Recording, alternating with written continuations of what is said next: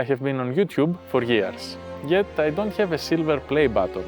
I don't get brand deals. I've barely passed 2,500 subscribers. So no, YouTube didn't change my life. But maybe that was never the point. Maybe I have been documenting not for success, but so I don't forget the life I already have.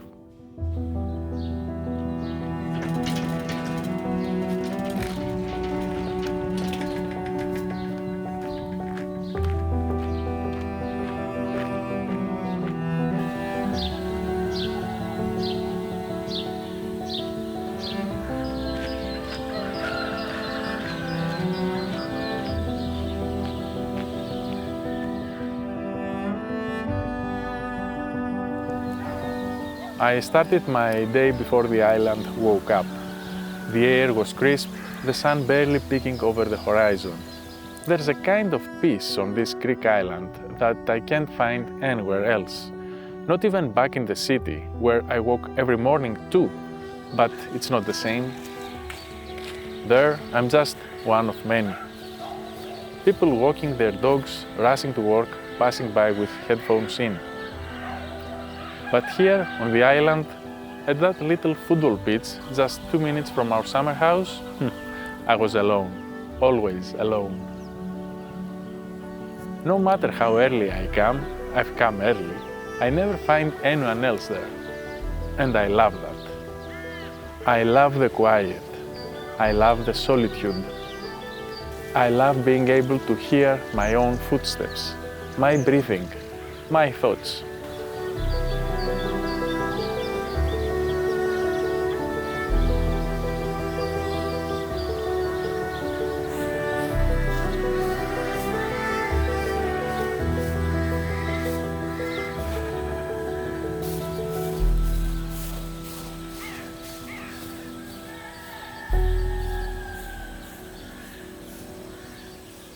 This walk wasn't for content. It wasn't for the blog. It was for me. I walk to feel lighter, not just physically, but mentally. It's my reset button. Every morning I aim for about 80 minutes of walking. That's roughly 500 calories burned. It might sound extreme, but it gives me the freedom to eat a little more during the day. I love food, I really do. But I also want to stay healthy. And I want to live longer.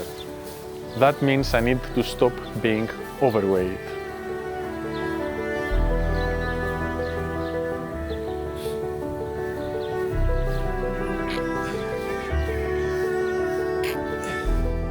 So these morning walks are more than just a routine. They are a strategy, a commitment to myself.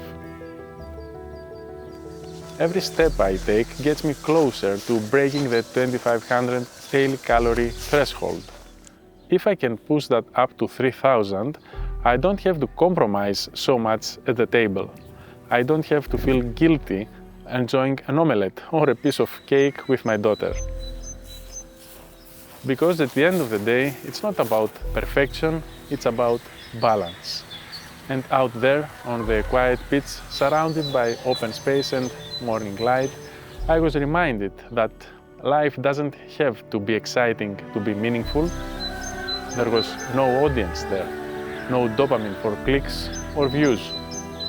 Just a man walking to feel better, to live longer, to enjoy his food and his life a little more. And maybe that's enough. There's no upload schedule for moments like this, no views, just me showing up for my body before the world even opens its eyes.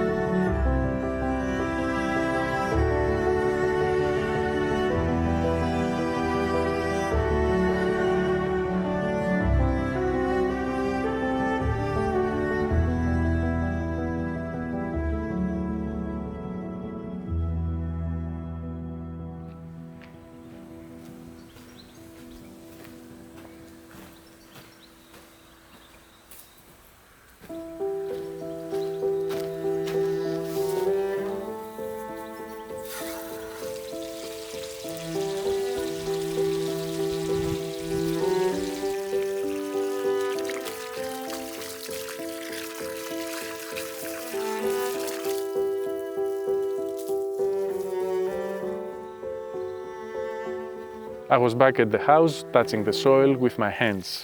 The plants were waiting. The garden was still half asleep.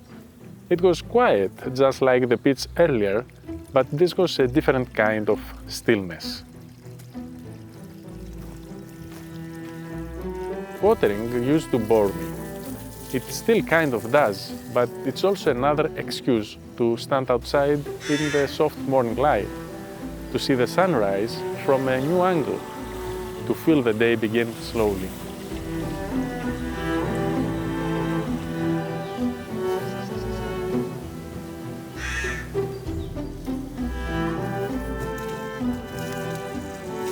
When I was younger, I never cared much for nature. I didn't notice how the light hits the leaves or how fast weeds grow when you stop paying attention. I didn't really get the point of plants, but things have changed. YouTube didn't change me. I changed, and I'm glad I did. Because now I see how nice it is to have your own garden, to take care of something real, to take care of the earth, even in a small way. It's better than doom scrolling on my phone the minute I wake up back in the city. Would I still be doing this if I had 100,000 subscribers? For sure. Would I be filming it? Well, maybe. Maybe not. But I don't want to forget it.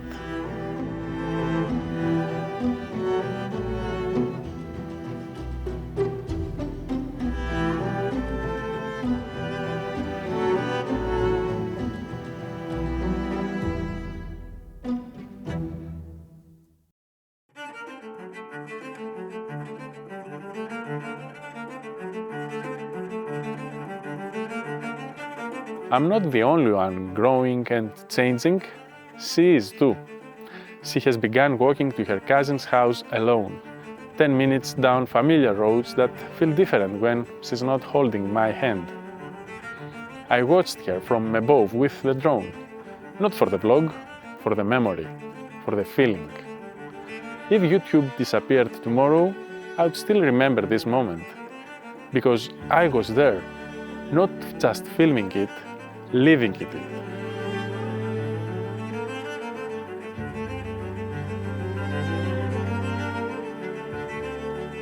YouTube will never be a reason for me to sacrifice my family's privacy. Every time I turn the camera toward them, I hesitate. I wonder if it's right. But sometimes a small sequence like that helps me tell my story. Just mine, nothing more.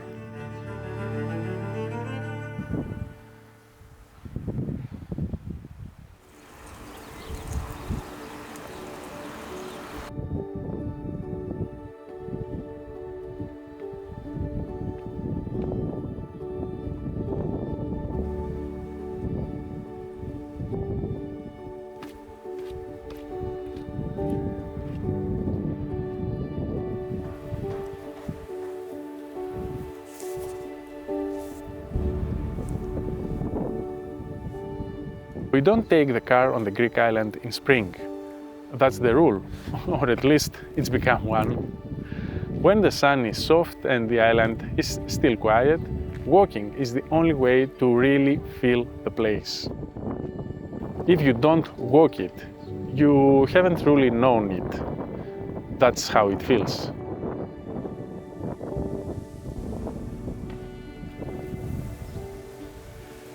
The village isn't far, maybe a 30-minute walk from the house, but the climb is real, steep in places, wading through the narrow streets of this small Greek island. Still, it's worth every step. You get the reward before you even reach your destination. The views, the quiet, the chance to talk about nothing and everything along the way.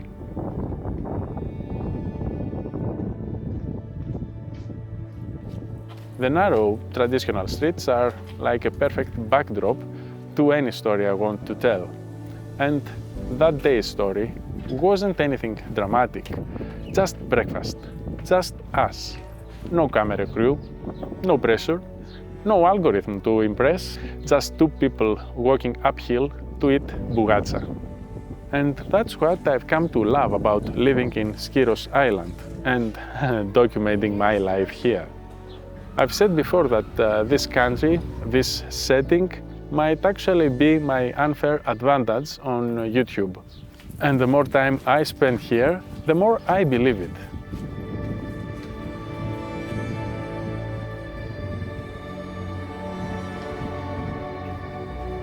Maybe the thing that will change my YouTube journey isn't the gear I use or the editing tricks I learn. Maybe it's not about finding the perfect hook or thumbnail. Maybe the change will come from letting the real world, this world, shape my story, not the other way around.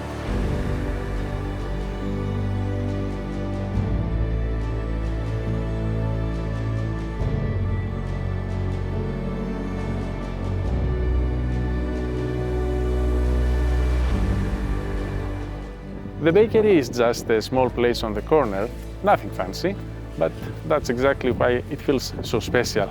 We ordered bugatsa, sat outside and talk. That's it. No rush, no plan. Just a warm morning and the person you've built a life with. And somehow, even the most ordinary things start to feel like luxury.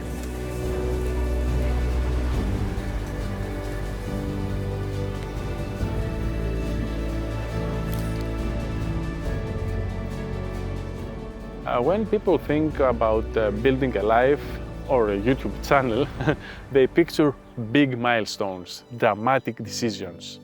But it's moments like that that build consistency, intimacy, rhythm. These are the pieces that quietly glue everything together. And in that moment, sitting there on a wooden chair in the middle of an island village, I wasn't thinking about content or performance. I wasn't even thinking about how this might look on camera. I was just there, present. That's what I want more of. That's what I want to remember. People chase big moments online, but sometimes all it takes is a quiet breakfast, a steep hill, and someone you love walking beside you.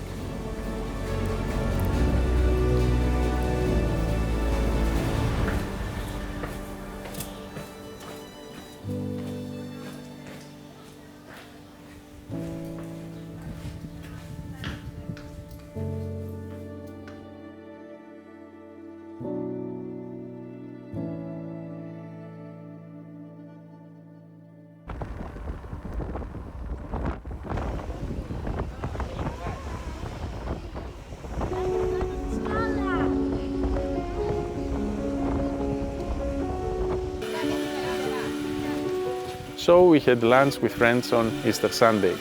It was noisy, it was full, it was chaotic in the best possible way. Kids were swimming in the sea, even though it was only April.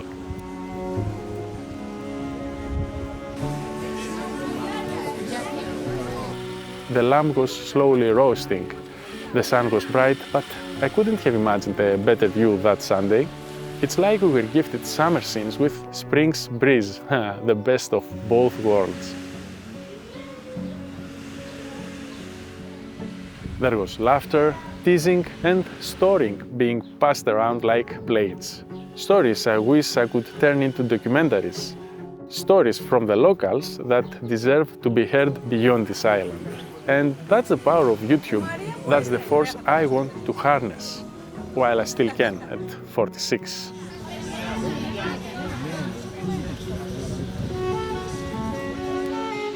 I barely filmed that day, and not because it wasn't worth documenting, but because I didn't want to turn it into content. This wasn't for the algorithm, this was for the soul, for the memory.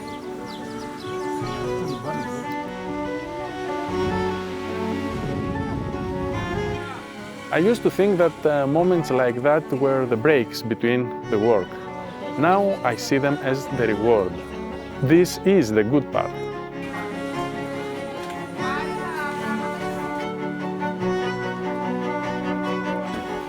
Maybe what I filmed won't go viral. Maybe it won't even be watched by that many people. But it's real. I didn't miss the walk or the breakfast or the people around me.